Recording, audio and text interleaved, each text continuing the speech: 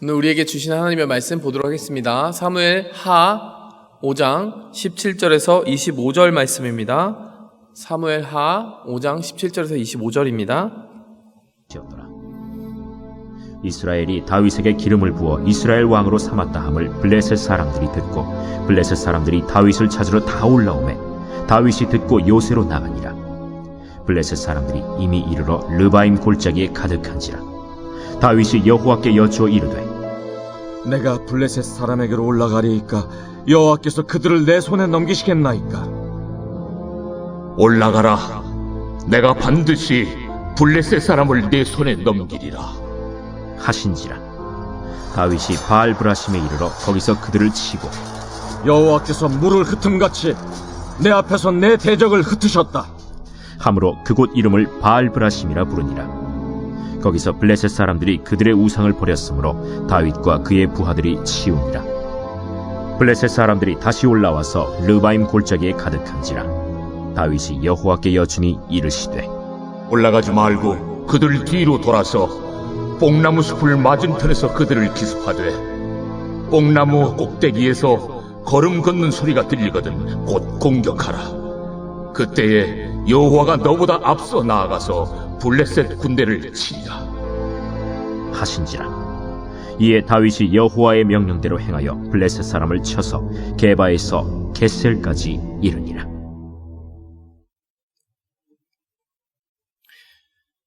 네, 우리가 오늘 이 본문 말씀 한 주 전에 어떤 말씀을 나누었습니까? 여러분, 예루살렘이라고 하는 천혜의 요새를 그동안 여부스 족속이라고 하는 가나안의 이방인들이 붙잡고 있었어요. 여호수아의 정복 시대를 거치고 또 사사기라고 하는 수백 년의 시간을 거쳤음에도 불구하고 그 천혜의 요새만큼은 이스라엘 백성들이 공략하거나 정복하지 못한 채로 그들의 수중에 넘어가 있었던 거죠. 자, 그런데 그 성을 누가 빼앗습니까? 바로 다윗이 빼앗습니다. 다윗이 어떤 상황 속에서 그 요새를 빼앗았다라고 지난 본문 시간에 우리가 보았습니까? 드디어 이스라엘 전체가 다윗을 왕으로 옹립하고 기름을 부었을 때 바로 다윗이 새로운 수도를 그곳으로 정하고 그곳을 향하여 진격하여 정복하였다라고 어제 본문 말씀, 우리가 지난주 본문 말씀이 그렇게 이야기를 했어요. 왜 그랬다라고 이야기했습니까? 이스라엘이 단순히 유다 지파만을 아우르는 더 이상 그러한 협소한 왕권이 되지 않기 위해서 다윗이 전체를 다스리기 위해서는 모두를 품고 갈 수 있는 그 천혜의 요새 예루살렘이라고 하는 중간 지대를 택하여야 했기 때문이다. 우리가 그렇게 살펴보았습니다. 다윗이 그렇게 넓은 품으로 희생의 사랑으로 모두를 생각하는 그런 마음이 있는 사람이었다. 우리가 그것을 살펴보았고요. 절대로 자신이 먼저 앞서서 왕이 되고자 기도하지 않고 하나님께서 먼저 그를 왕으로 세우시도록 상황과 환경을 변화시켜 주시고 이스라엘 사람들의 마음을 감동시켜 주기까지 절대 먼저 앞서거나 군사력을 앞세워서 그들을 정복하려 하거나 동족을 정복하려 하거나 하지 않았다라고 지난 본문 말씀을 통해서 우리가 살펴보았습니다. 이렇게 다윗이 하나님과 동행해 가면서 온 나라를 품는 한 사람의 왕으로서 세워져 가는 귀한 모습을 우리가 살펴보았습니다. 자, 오늘 본문 말씀은 그에 이어서 나오는 다윗의 그 이후의 행보입니다. 이제 이스라엘을 통치하는 명실상부한 강한 왕이 되었고요. 예루살렘이라고 하는 천혜의 요새를 정복하면서 그 성이 다윗성이라고 하는 닉네임이 붙을 정도로 다윗에게는 큰 힘을 주는 요새를 얻게 된 것이죠. 수도를 얻게 된 것이죠. 자, 그곳에서부터 다윗이 이제 행동하는 그 왕으로서 통치를 하게 되는 그 모습을 오늘 이 본문 말씀이 본격적으로 처음으로 보여주게 되는 것이죠. 여러분, 이 왕으로서 통치하는 다윗의 모습을 오늘 17절에서 25절까지 어떻게 보고 있느냐? 제가 한 마디로, 한 단어로, 한 구절로 그것을 요약하자면 하나님과 생동감 있게 동행하는 삶을 살고 있다. 이렇게 요약을 할 수 있을 것 같아요. 자, 오늘 본문 말씀을 통해서 다윗이 어떻게 이 왕으로서 정말 하나님의 인도함을 받으며 동행하고 있는지 우리가 크게 세 가지 포인트를 살펴보도록 할 텐데요. 제가 또 여러분이 기억하기 쉽게 단어마다 이제 영어로 같은 철자로 시작한 단어들을 모아보았습니다. 첫 번째는 ask예요. 하나님께 물으며 동행하는 삶을 살았어요. 두 번째는 act. 여러분, 하나님이 명령을 주시고 또 부르심을 주실 때 행동해야 될 때와 또 기다려야 될 때를 잘 알았어요. 자, 세 번째로는 await. 기다리는 그 삶을 살아가는, 기다릴 때 기다려야 되는 삶을 살아가는 그 다윗의 모습을 보게 됩니다. 그래서 ask, act, await. 이게 다윗이 하나님이 기름 부으신 왕으로서 어떻게 살아가고 있는지 바로 이 세 가지 부분을 우리가 살펴보도록 할게요. 자, 첫 번째로 다윗이 보여주는 이 신앙생활의 표준, 정말 본받을 만한 열매 무엇이냐? 늘 새롭게 물으며 나아가는 신앙생활입니다. ask, 늘 새롭게 물어본다. 자, 어떤 부분을 보면 그걸 알 수 있느냐? 여러분 오늘 본문 말씀 한번 보실래요? 18절 말씀 보시겠습니다. 17절부터 한번 볼까요? 오늘 본문의 상황은 이렇게 시작해요. 이스라엘이 다윗에게 기름을 부어 이스라엘 전체의 왕으로 삼았다 함을 블레셋 사람들이 들었다. 블레셋 사람들이 들었는데 그래서 이제 다윗을 잡아야 되겠다. 그런 공격 목표를 가지고 다윗을 찾으러 다 올라왔대요. 그러니까 총 공격이 시작된 거죠. 이때 다윗이 듣고 요새로 나가니라. 여기서 말하는 요새는 어디예요? 바로 예루살렘 성이죠. 다윗 성이죠. 다윗이 이제 막 정복한 그 요새로 들어가서 거기서 전쟁을 방비하고 있습니다. 자, 그런데 이 전쟁의 구체적인 상황이 뒤이어 나와요. 18절. 블레셋 사람들이 이미 이르러 르바임 골짜기에 가득한지라. 여러분 장소가 어디입니까? 르바임 골짜기. 여러분 적군의 동태를 살펴보니까 이 예루살렘이라고 하는 곳은 위에 고지대에 있기 때문에 위에서 아래가 다 내려다 보이거든요. 이 아래에 보니까 이 예루살렘과 굉장히 가까운 르바임 골짜기라는 곳에 정말 바글바글한 거예요. 거기에 가득 차 있는 겁니다. 위에서 아래로 내려다보고 있어요. 이때 19절에 보니까요, 다윗이 이렇게 물어봅니다. 여호와께 이렇게 물어봐요. 내가 블레셋 사람에게로 올라가리까? 자, 그랬을 때 하나님이 그들을 내 손에 넘겨주시겠습니까? 이 두 가지 질문을 해요. 제가 가야 됩니까? 지금 싸워서 그 전쟁을 벌이면 하나님이 저에게 그 전쟁의 승리를 주시겠습니까? 라고 했을 때 하나님이 이렇게 답하십니다. 올라가라. 내가 반드시 블레셋 사람을 내 손에 넘기리라. 여러분 다윗이 지금 너무나 귀한 마음 가지고 있죠. 승리가 나의 용맹함으로 이루어지는 것이 아니라 그들을 내게 붙여주시는 하나님의 주권적인 섭리 속에서만 가능하다는 것을 고백하고 있는 거예요. 그것이 다윗이 지금 왕이 되기까지 경험한 그 인생의 모든 노하우, 믿음의 노하우를 농축한 한 가지 표현인 것이죠. 자, 그런데 결국엔 결과가 어떻게 됐습니까? 20절에 보니까 바알 브리심이라고 하는 곳으로 진격하게 돼요. 자, 지금 어디서 기다리고 있었다고요? 요새인 예루살렘 성에 기다리고 있었고 적들은 어디 있었다고요? 르바임 골짜기라는 곳에 있었는데 하나님께 물어보니까 이제 나가서 싸워도 된다라고 하는 명령을 주신 거예요. 그래서 요새인 그 예루살렘 성에 있던 다윗이 군대를 이끌고 그들을 맞아 싸운 곳이 어디라는 겁니까? 바알 브리심이라고 하는 곳이었다는 거예요. 그래서 르바임 골짜기에 있던 블레셋과 예루살렘에 있던 다윗의 군대가 맞붙어 싸운 곳이 바알 브리심이었는데 이제 거기서 싸워서 다윗이 이겼고 뭐라고 이름을 붙이게 되었냐? 그 지역 이름을 바알 브리심이라고 나중에 이름을 붙이게 되었다는 거예요. 그 격전지의 이름을. 왜 그랬느냐라고 하니까 물을 흩음같이 내 앞에서 대적을 흩으셨다. 그러니까 그 지명에 흩어버렸다라고 하는 그런 의미를 붙여서 바알 브리심이라고 하는 그 지명을 붙이게 된 거죠. 자, 여기까지 우리가 첫 번째 전투의 양상을 살펴봤어요. 근데 제가 아까 그 첫 번째 우리가 보고자 했던 포인트가 뭐라고 했죠? 늘 새롭게 물으며 나아가는 신앙생활. 여러분 이 장면만 보아도 어떻게 다윗이 하나님께 물으면서 나아가는지를 볼 수 있죠. 그런데 제가 뭐라고 그랬습니까? 그냥 묻는 게 아니라 늘 새롭게 묻는다라고 그랬죠. 자, 이 부분이 중요한데 그 부분은 바로 뒤에 나옵니다. 자, 한번 그 부분이 중요해요. 자, 그렇게 첫 번째 전투에서 이겼는데 21절에 보니까요.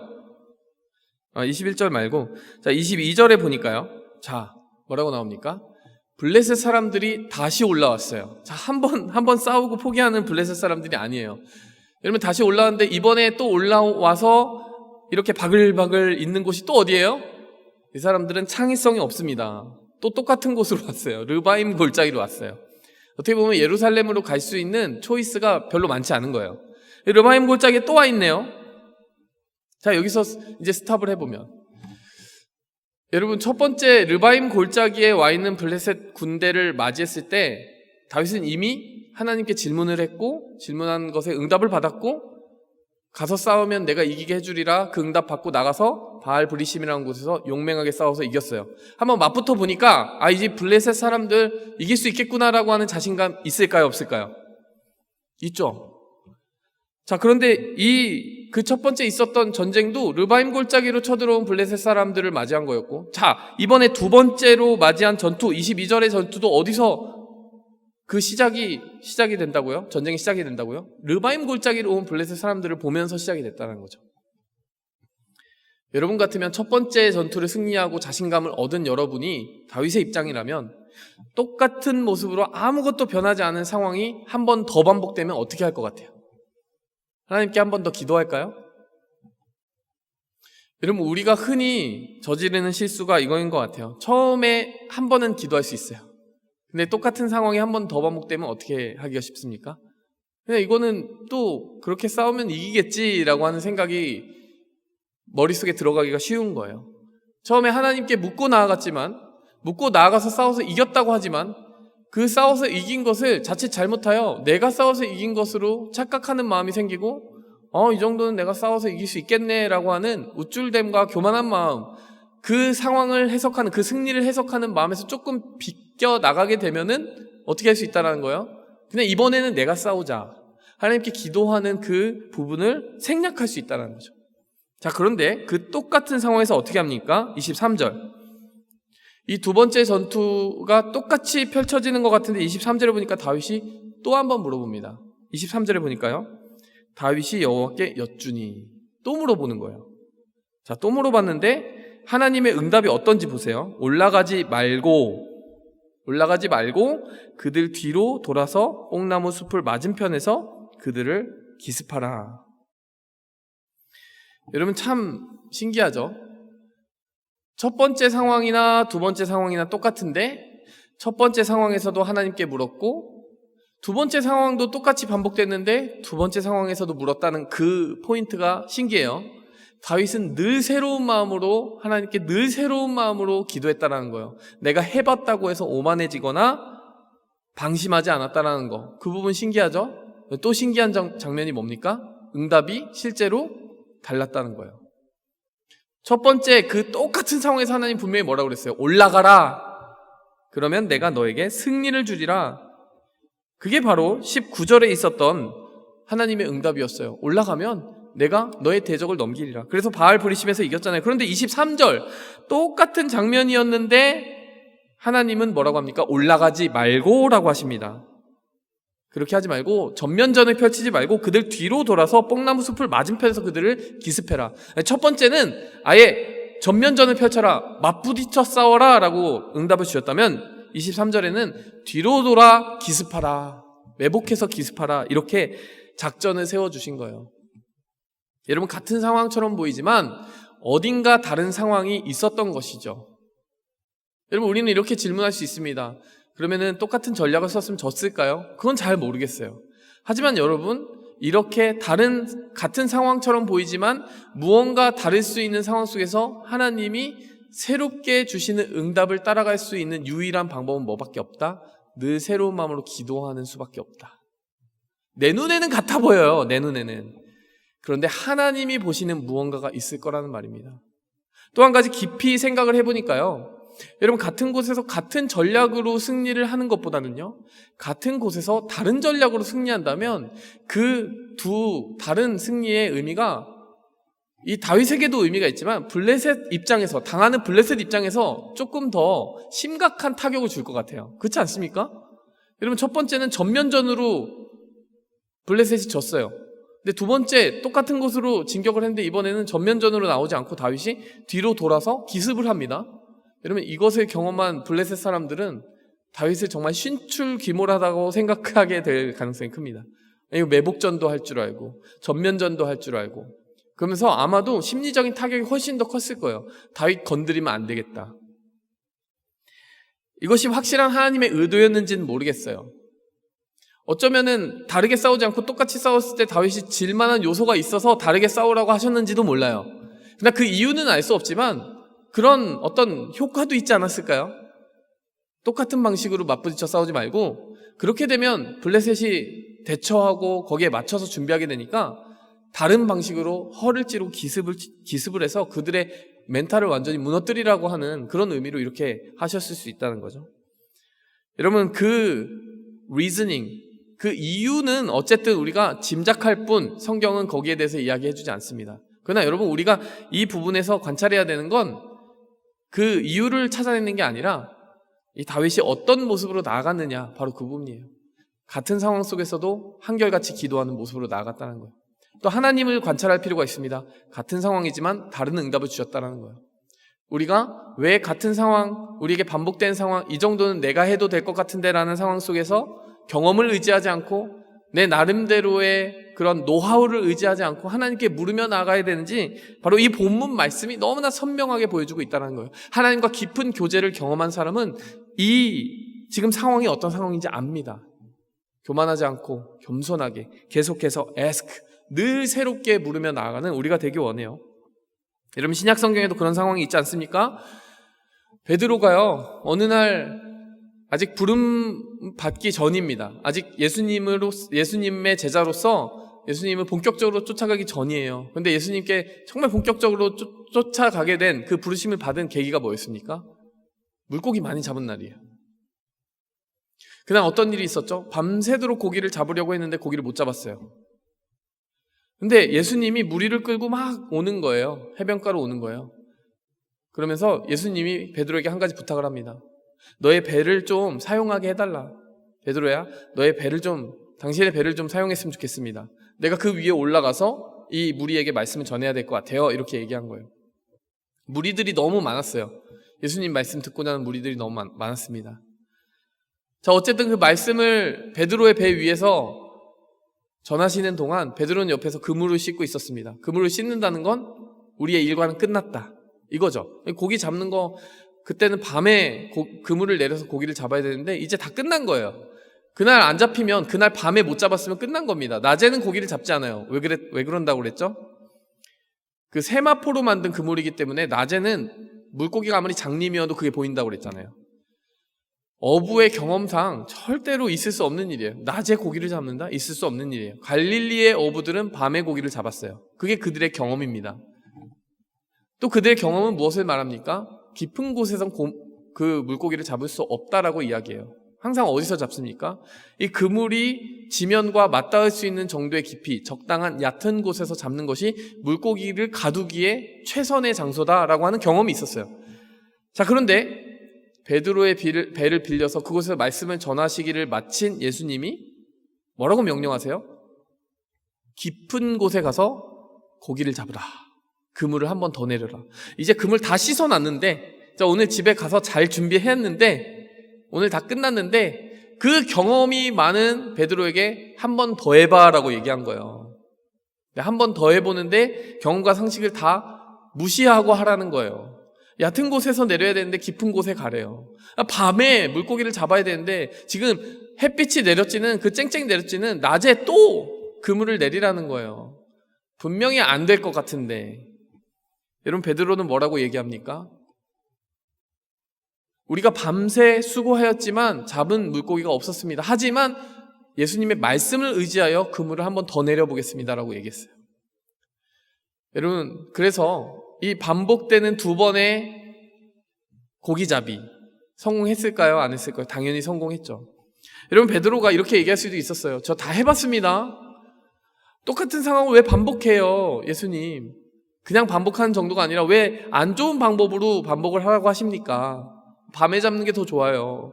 얕은 곳에 잡는 게 더 좋아요. 뭐 이런 식으로 예수님께 훈수를 두려고 했을 수도 있어요. 근데 예수님의 말씀을 따르는 그 베드로에게 단 한 가지 동기가 있었으니 말씀을 의지하여라고 하는 그 동기가 있었다는 거예요.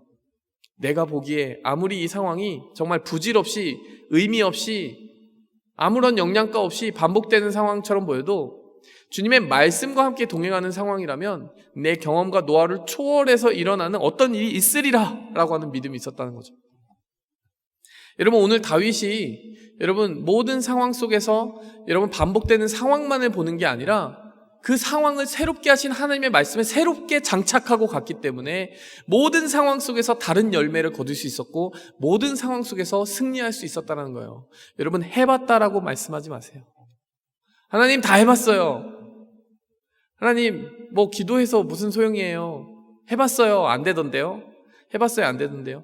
여러분 그게 아닙니다. 우리는 기도를 해보지 않았기 때문에 안 된 상황들을 그러면 어쩌면 해봐도 안 됐다라고 그냥 퉁치고 가는 경우가 많은 것 같아요. 여러분 오늘 본문 말씀 통해서 ask, 늘 새롭게 물으며 똑같은 상황처럼 보이는 상황 속에서도 전혀 다른 해답과 부르심을 주시고 솔루션을 주시는 그 주님의 음성을 들으며 나아갔으면 좋겠습니다. 여러분 두 번째로요, 믿음으로 나아갈 때와 믿음으로 기다릴 때를 분별하는 삶이 필요해요. 행동할 때와 기다릴 때를 분별해야 됩니다. act. 여러분 우리가 어떻게 행동할지를 잘 생각해야 됩니다. 여기 오늘 본문 말씀에서 또 관찰할 수 있는 것은요, 바로 앞서거니 뒤서거니입니다. 오늘 19절 말씀 한번 보실래요? 다윗이 하나님께 물어봤어요. 그랬더니 다윗에게 하나님이 첫 번째 전투에서 주신 그 솔루션은 뭐예요? 올라가라, 내가 넘기리라. 여러분 여기서 보면 올라가라라고 할 때 하나님은 어디 계실까요? 다윗이 올라가면 그 뒤에서 뭔가 백업을 해주시는 듯한 그림 아니에요? 이게 19절의 장면입니다. 근데 두 번째 전투, 똑같은 장면에서 똑같은 상황이 반복됐을 때 24절, 하나님이 주신 두 번째 솔루션을 보도록 하겠습니다. 매복 작전을 지시를 하셨는데 어떻게 하래요? 뽕나무 꼭대기에서 걸음 걷는 소리가 들리거든 곧 공격하라. 그때 여호와가 너보다 앞서 나아가서 블레셋 군대를 치리라. 이게 무슨 말이에요, 여러분? 하나님이 먼저 가실 거라는 거예요. 근데 그 하나님이 먼저 나아가시는 타이밍을 무엇으로 신호하신대요? 뽕나무 꼭대기에서 걸음 걷는 소리가 들리거든. 이 걸음소리는 누구의 걸음소리입니까? 하나님의 걸음소리예요. 여러분 너무 낭만적이죠? 여러분 하나님의 걸음소리를 들어보는 사람이 성경에 몇이나 되겠습니까? 하나님의 군대를 실제로 본 사람이 성경에 이전에도 기록되어 있어요. 누구냐면 야곱이에요. 야곱이 형 에서를 향해 나아가는데 너무 두렵고 떨리는 거예요. 그래서 그 자리를 피하고 싶었는데 하나님의 군대가 나타나서 마하나임이라고 하는 그 이름을 그 지명에 붙이게 됐어요. 두 군대라고 하는 의미의 지명입니다. 마하나임이라고 하는 지명 우리가 지난 시간에 들어봤죠? 마하나임이라고 하는 군대 그 지명의 이름을 유래된 것은 바로 야곱이 에서를 만나러 가는 동안 하나님이 군대를 보여주셔서 양쪽에 그 두 군대가 야곱의 길을 바로잡아 주었기 때문에, 좌로나 우로나 치우치지 않도록, 혹은 앞뒤에서 잡아주었기 때문에 그 경험을 가지고 얘기하는 거죠.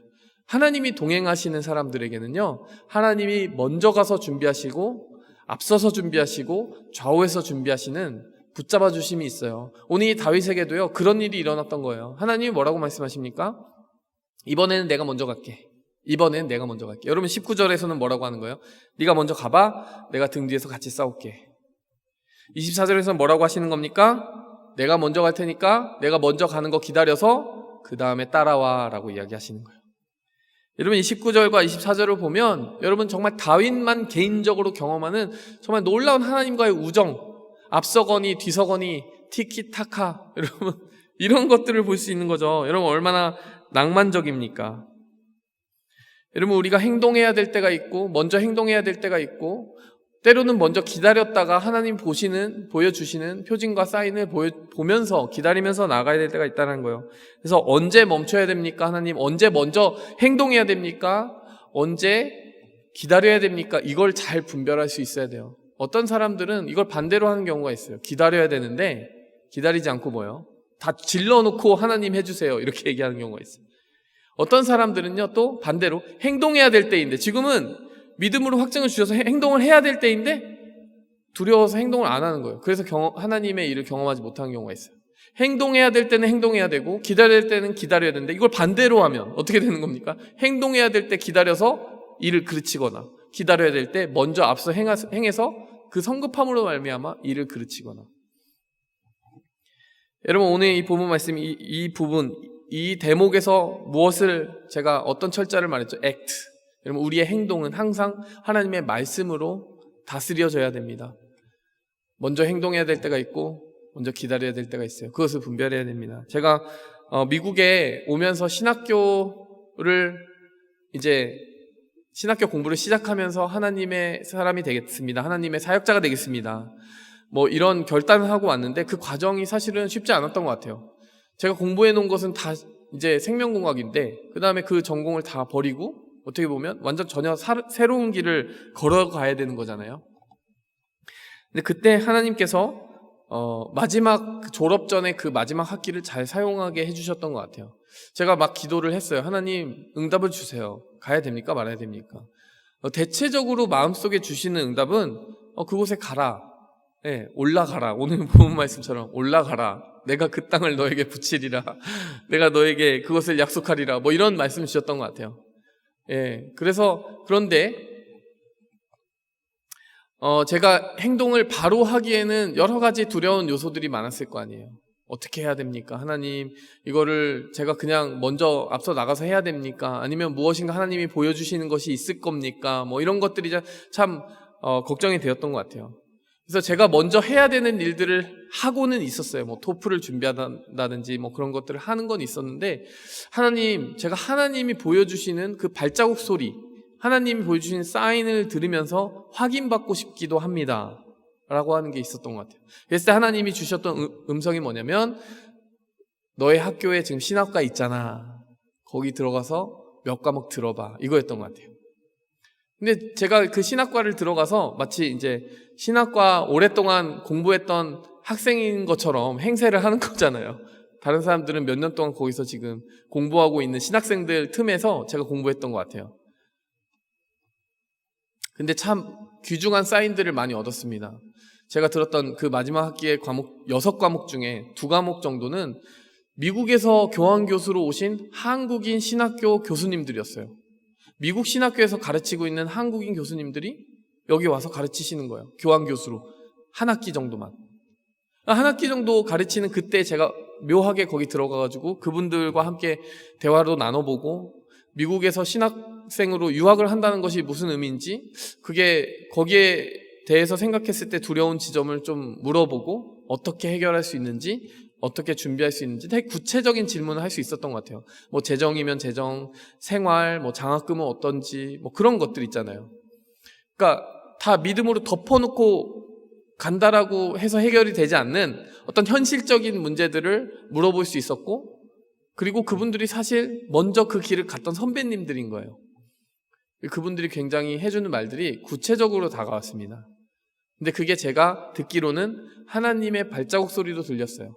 어떻게 이분들이 마침 공교롭게도 이때 이렇게 교환 교수로 오셔가지고 여기서 하나님이 앞서서 준비하고 계심을 들려주셨을까라고 하는 생각이 들었던 거예요.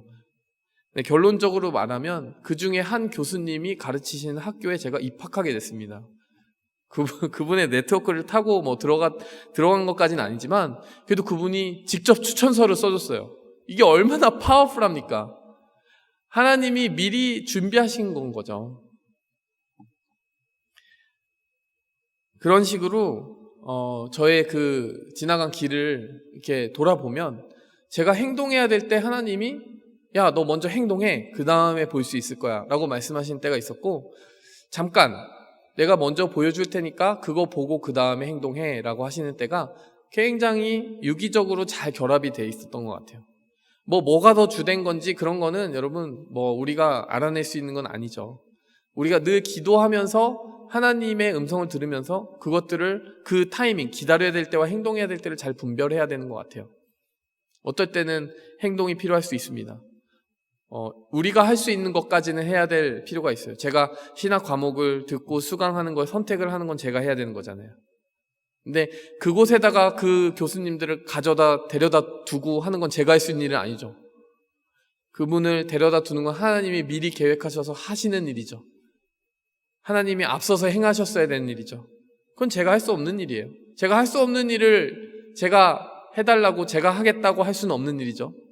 그래서 여러분 우리의 인생에는 그 하나님과 동행하는 길에는 바로 이 두 가지가 절묘하게 같이 가야 된다는 거예요. 내가 할 수 있는 건 내가 행동해야 돼요.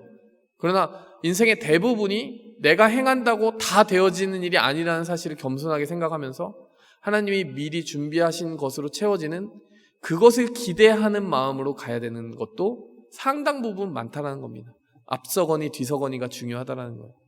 그러나 같은 원리로 가야 됩니다. 내가 행동할 수 있는 것도 하나님이 행동하게 하시기 때문이고 내가 기다리는 것도 하나님이 예비하시기 때문이고, 여러분 우리는 기다리든 행동하든 하나님의 말씀과 함께 나아가는 겁니다.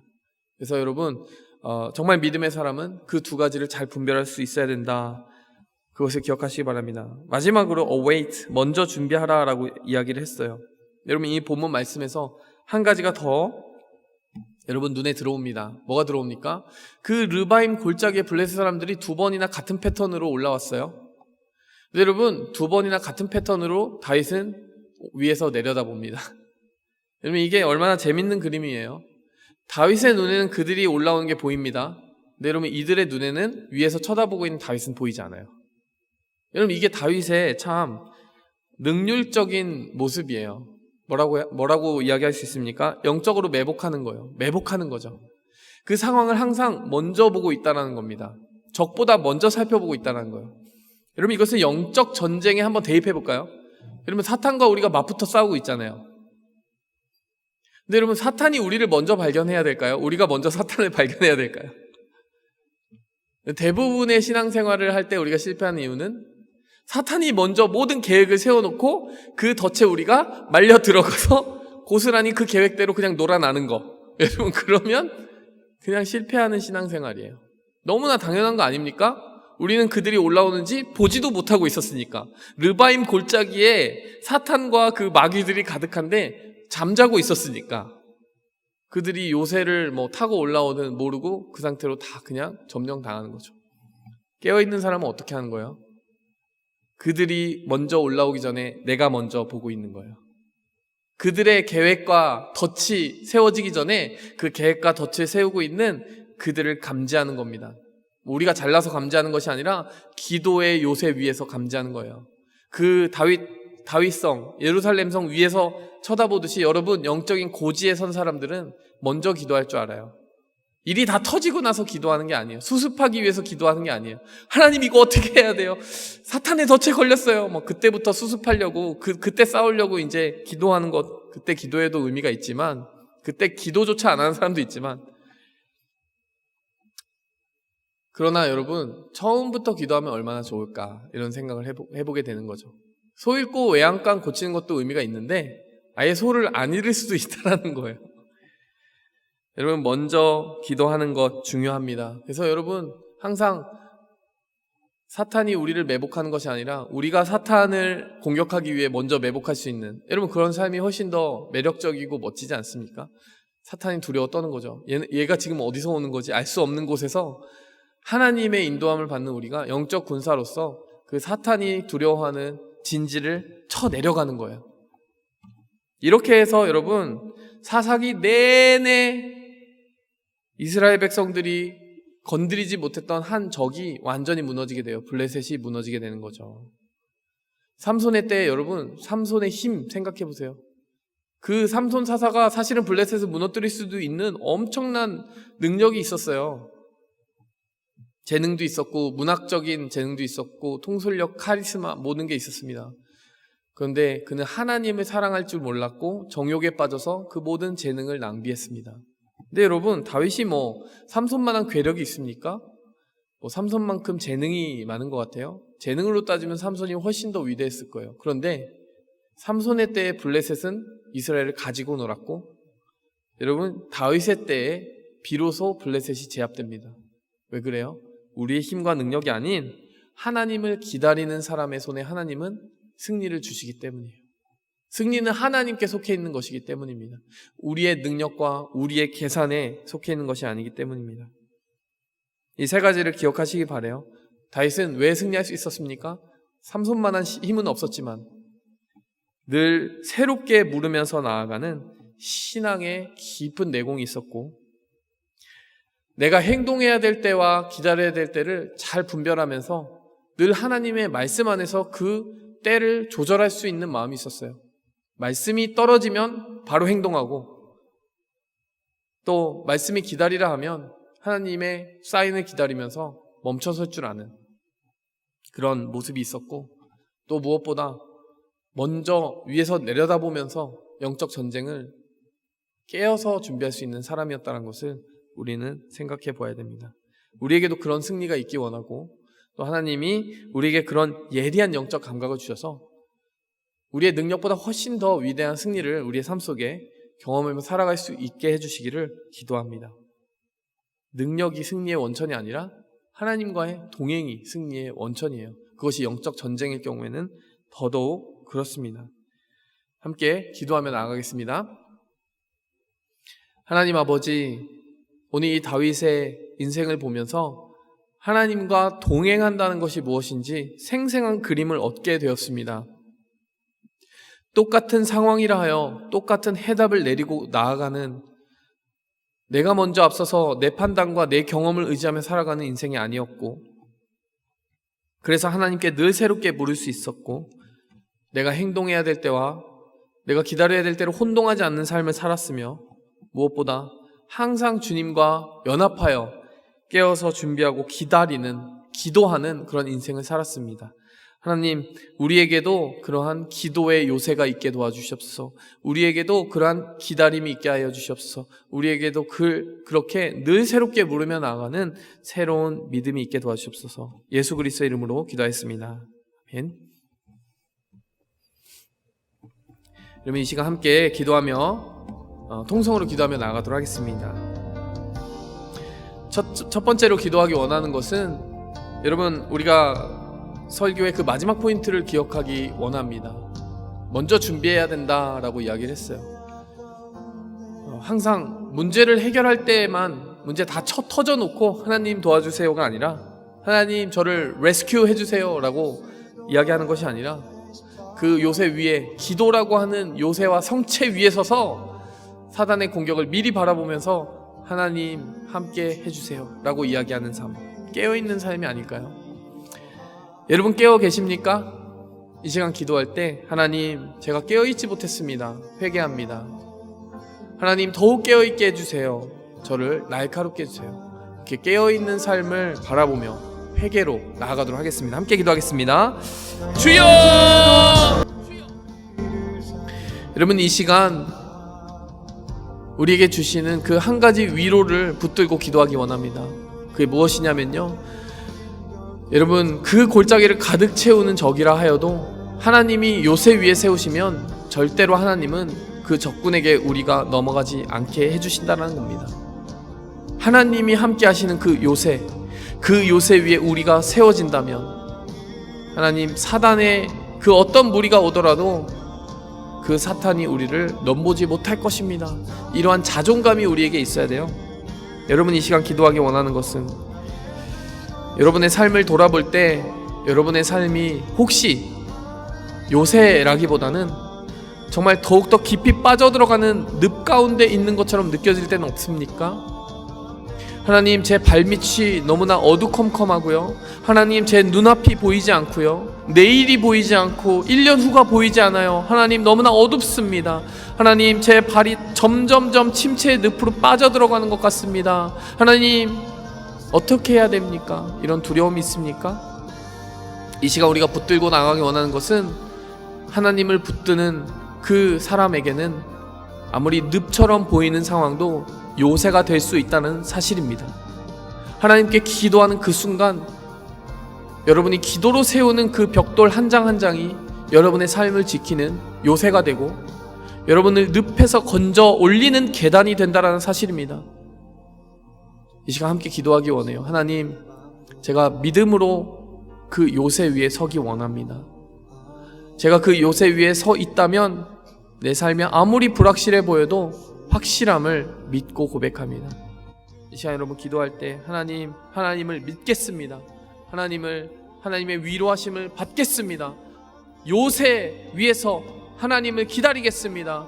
여러분, 믿음을 선포하면서, 믿음을 고백하면서, 격려를 받으시면서 함께 주님을 부르짖도록 하겠습니다. 함께 기도하겠습니다. 주여! 이 시간 또 기도하기 원하는 것은, 여러분 제대로 바라보게 해달라고 기도하기 원합니다. 여러분, 그 요새 위에 서서요, 저 골짜기를 가득 메운 적군을 볼 때 그냥 평범한 사람이었다면 두려워서 떨었을 거예요. 근데 여러분, 정말 다윗은 바라봐야 되는 것을 바라보았습니다. 하나님을 바라보았습니다. 여러분, 이 시간 여러분의 삶의 골짜기를 가득 메운 적이 여러분의 눈과 마음을 두렵게 하십니까? 이 코로나 상황이 닥쳐올 때 경제적인 어려움, 진로가 더욱 불확실해지고 여러분의 그런 어떤 신분의 문제가 더욱더 여러분을 힘들게 할 거라는 그런 생각이 드십니까? 그 골짜기를, 르바임 골짜기를 가득 채운 그 적들이 너무나 무서워서 여러분의 눈에는 적들이 먼저 여러분의 마음을 사로잡고 눈을 사로잡는 존재가 되고 있습니까? 문제가 먼저 들어오십니까? 여러분, 이 시간 우리가 기도하기 원합니다. 하나님, 그 골짜기의 적들보다, 그 문제의 숫자보다 하나님이 먼저 보이게 해 주시옵소서. 여러분, 저도 그렇게 생각하는 것 같아요. 이번에 코로나 시즌에서 어려움이 참 많다, 예배가 힘들다, 뭐 이런 생각들, 이런 마음들이 많은 교회들이 경험하고 있는 일들입니다. 하지만요, 지금 줌으로 한 사람 한 사람 만나면서 너무나 좋은 것들을 많이 발견하고 있어요. 한 사람 한 사람을 만나서 깊이 있게 대화할 수 있는데 이렇게 좋은 방법이 없구나라고 하는 것을 코로나가 아니었으면 몰랐을 것 같아요. 성경 공부도 마찬가지입니다.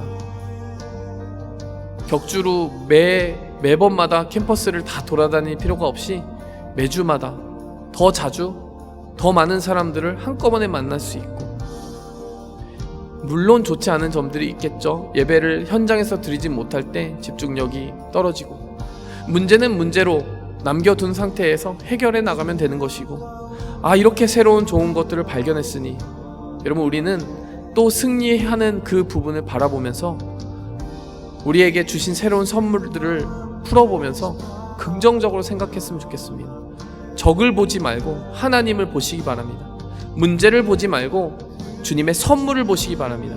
그럴 때 여러분이 바라보는 전쟁의 모습이 전혀 다르게 보이기 시작할 겁니다. 이 시간 함께 기도할 때 여러분의 삶에 부정적으로 보이던 그것들을 하나님께 올려드리시기 바랍니다. 하나님, 그 안에 주님, 내가 모르는 긍정적인 의미를 되살려 주시옵소서. 함께 기도하겠습니다.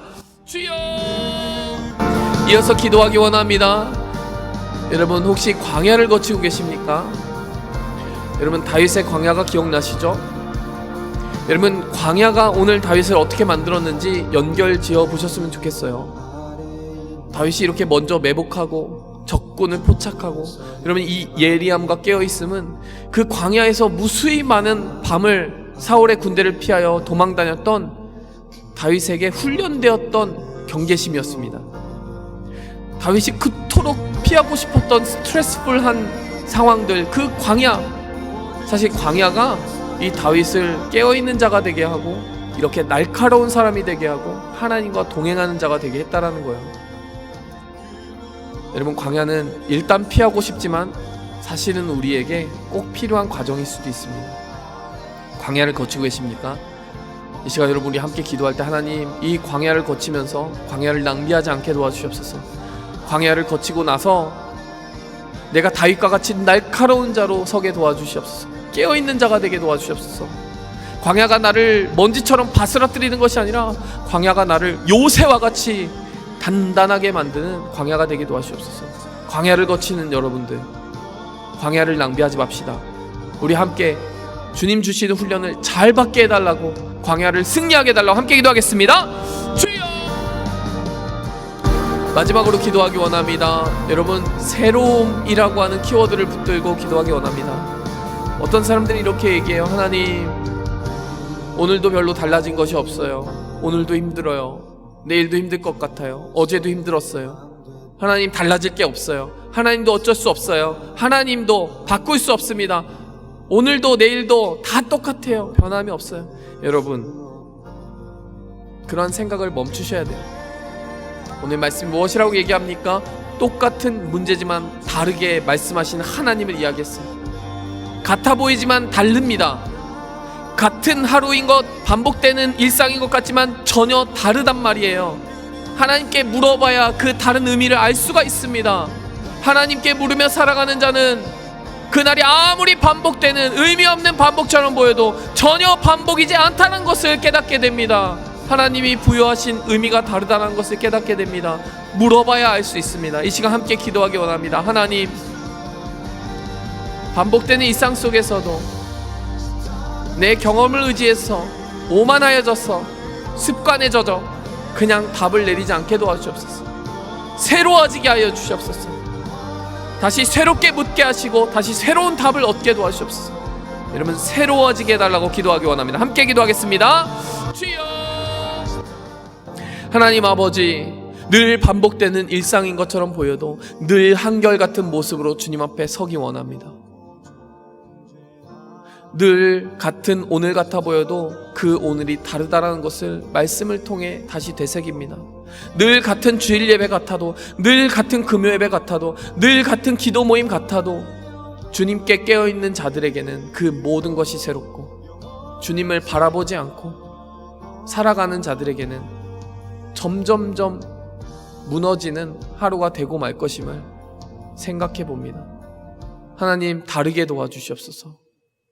다르게 도와주시옵소서. 평범한 결론과 답을 내리고 살아가는 것이 아니라 하나님의 시각을 날마다 새롭게 받으며 공급받으며 승리하게 도와주시옵소서. 우리의 마음을 새롭게 하시는 주 예수 그리스도의 이름으로 감사하며 기도드렸습니다. 아멘.